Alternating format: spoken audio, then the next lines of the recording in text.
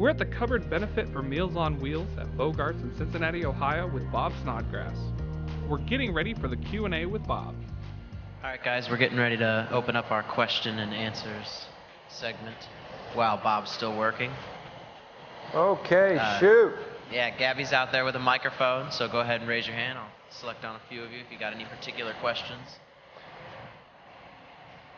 Prod me if I forget something right in the middle, you know. I'll do that a bit.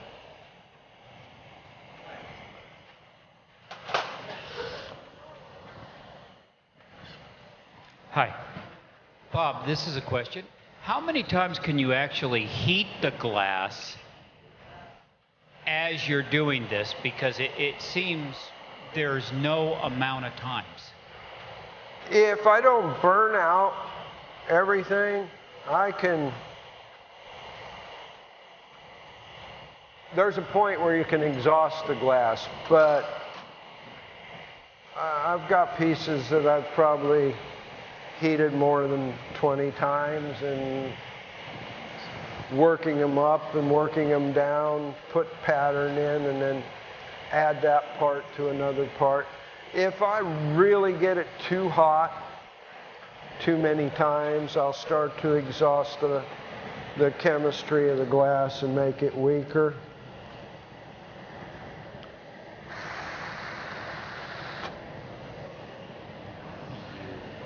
That is what we called the minute pipe back in the 70s, and I probably sold some of them to the cupboard in 1972. Oh, it doesn't have a carburetor. It didn't then, but I'm going to put a carb on it. It's like one of my favorite pipes to make. You can do it all right, or a lot can go wrong. I was fortunate. I want the 10 mil. Come back to me. I have a question. Sure. What piece of advice would you give to aspiring glass blowers who want to be successful in that specific area? First off, one of the most, I say do some reading of other art and other glass. One of my favorite books to recommend to people is More Than You Ever Wanted to Know About Glass Bead Making. It was like a book full of epiphany. It's like, if you're a beginner, oh, it's soft glass. Don't get upset about that.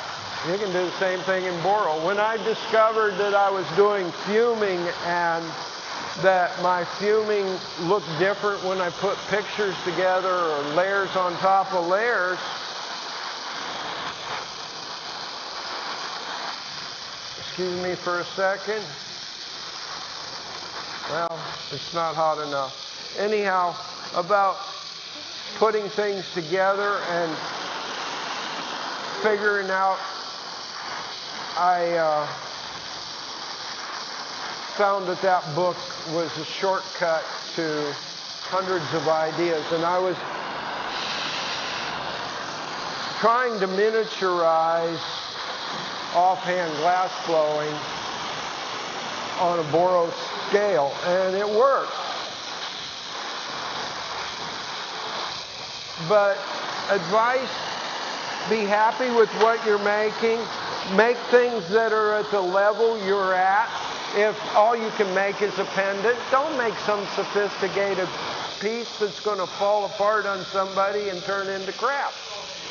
So stick with what your level is. The evolution is phenomenal anyhow. It's like a musical instrument. The more you practice, the better you're going to get. And don't overshoot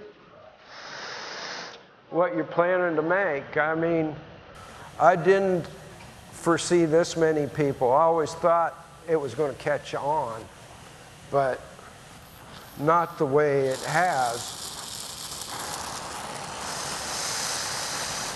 So your field that you're in competition with is huge. And to make anything second rate's just not even going to work. So aspire by being happy with what you're making and make the best you can. All right, guys, they have about 15 minutes left before completing their pipes, so if you have any other questions, Gabby's over there with the microphone. So did you notice the carburetor's taken as long as the pipe did? So every little step can involve more time. I'm jeopardizing the health of this whole piece every second it's out of the fire. Again, I'm going to do like a wrap and tap. I've blown on this and where I applied the dot and actually pulled backwards when I was blowing and made that thinner. And now I'm going to pull away in a straight line. And I took off the chunk, the 5, 4, 3, 2, 1 thing, tap. Soften my flame because that's broken glass, and if I go back in it with too sharp a flame, it's not going to like it. Pardon me. Soften the flame and everything went well. See that ball of flame? Want to see it again? Here it is. These are trapped gases. So you don't want your mouth on there when you're blowing it. You want to blow with an airspace in between to keep that shock wave if you add enough air to make an explosive mix, because sometimes it goes bang. I have a question. Okay. How much silver does it actually take for fuming if you're fuming a piece? Like just for a one solid piece to fume it, how much silver? Oh, this got a few milligrams. We're talking medical measurements. Really small. Now, sometimes, well, I'm not going to do it to this or I'll break it. Sometimes I'll soften a piece of glass and push it down in the filings. If I was going to...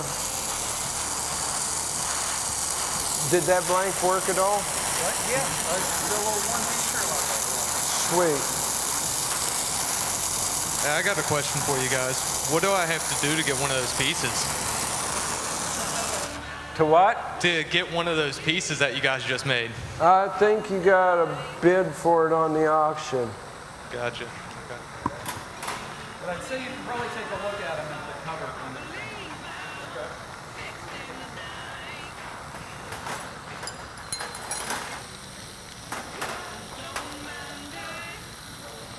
More flame, more heat. Not quite that much, but that's what I got.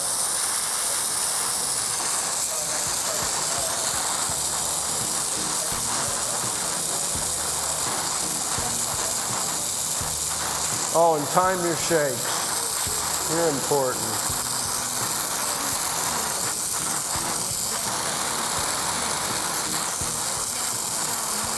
That one was out of time. I was lucky I didn't mess it up. There we go.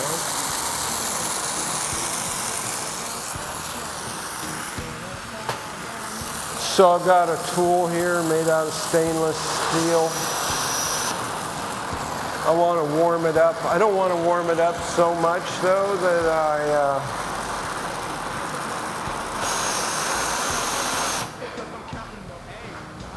surprise the glass with too hot a tool. So I'll go to this carbonizing flame for just a second. That's not so hot that when I grab this, I'm not going to shock it and cause it to break. And back to that tap thing. Ha. That's one of those that didn't quite work. I still have a fortune. No, it'll work. No. You don't do things over 3 times. You change your whole approach to what you're going to do with it.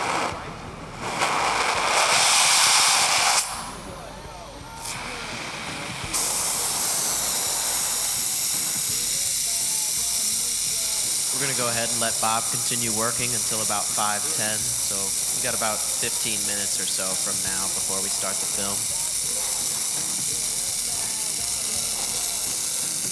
It's wrapping up. I'm going to pick a hole on the end of this instead of wrap and tap. It would already be in the kiln if that would have worked the way it was supposed to. But here we are. Make some noise. I got a whistling pipe. Doo-dah. Oh, did you hear that? We just lost this much of that pipe. Trying to do.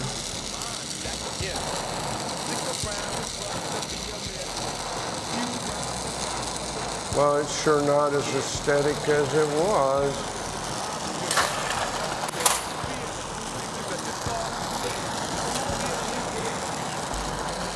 As small as the new big, all right.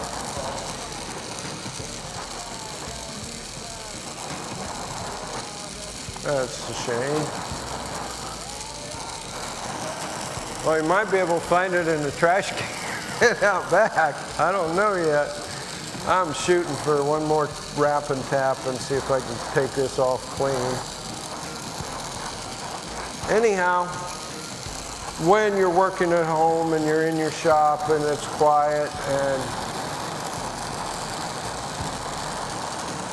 you're maybe not distracted, your timing stays a little better. Oh, and you're a secret drummer when you become a glass blower. Everything has a count, like 47 and you tap. In your head, that was all going on, that count.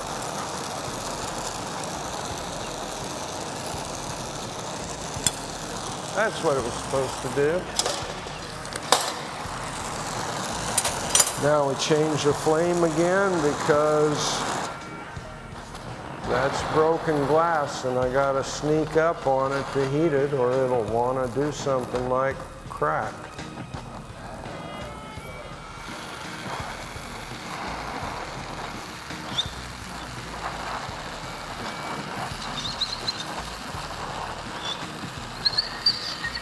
I don't know, you're not on my #1 list to make anymore, maybe. What's up with that? Close. There's one more tool out here. Here it is. Oh no. That one went down the tubes too. There is another crack in it. So thank you anyhow. Sometimes glass blowing isn't successful. Sometimes those are the best lessons too. Well, ka-dink. What else can you say? It's glass. Oh, but, yep.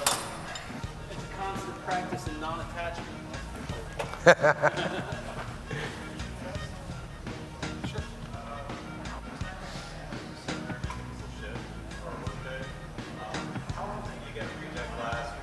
Depends on how intense a piece you're going to adventure after. Usually it's simple piece like that shouldn't have gone down. But the more complicated it gets, all of a sudden, like a dragon in a tube, this is the success rate. There's dozens of dragons around my shop that the whole dragon's cool anymore, but the rest of it just went apart at the last minute, the last second. A little mismatch in balance of, oh, I accidentally waved that through the heat. I wonder. No, pow. So the more complicated the piece, the more likely you are set up. If you can assemble things in a whole bunch of simple parts and join them, sometimes that's no real stress. Some pieces, like, say I sold you a $1,000 piece and you chipped it and brought it over and said, Bob, fix this. Right here on the carburetor, it's only a little. Well, I'm jeopardizing that whole piece when I go back in there, and it scares the crap out of you. And so it's more about how complicated the pieces are once you've got a good feel for it. And part of having a good feel for it is that should have got turned into a pendant if I was at my own torch. I would have swirled up part of it, put a loop on it, said, there, I'm happy with it. But so you learn to flow with a piece a lot. Guys, we're going to go ahead and take questions afterwards. We'll open up another Q&A after the documentary. The pieces that they've created, we're going to go ahead and auction off after the documentary. We want to thank Bob Snodgrass for making the special trip to the cupboard in October 2013, along with Steve Sizelove and Migoo Goodman for a great glassblowing demo at Bogart's in Cincinnati, Ohio, on behalf of the cupboard's benefit for Meals on Wheels. Stay tuned for more great content on the cupboard's Artist Insights.